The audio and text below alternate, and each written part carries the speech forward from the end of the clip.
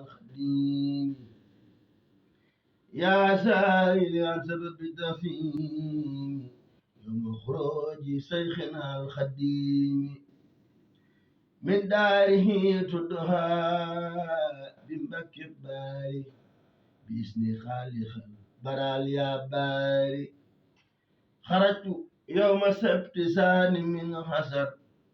لخدمة المختار في سهر سفر كرير الدلاج كخم لمخمول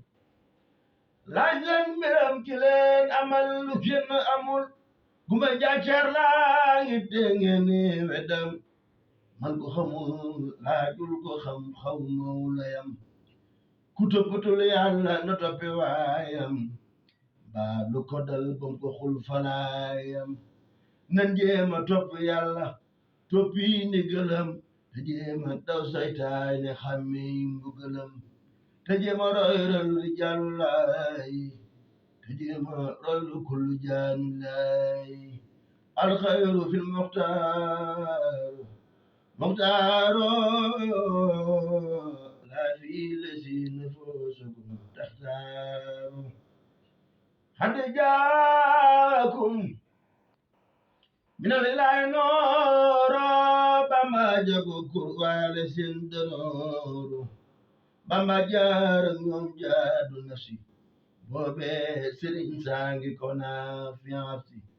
قاتلت في البحر وأخسيتنا كبكبه خير الورى أوتانا نوبل بانغاسي بحث جيربا نيرو ولا سيل كربوربا ومن يحاجي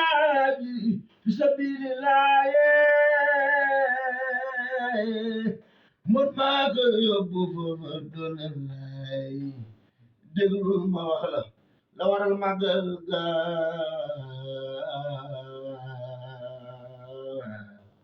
nga xam ne Cheikh Bamba demam ga.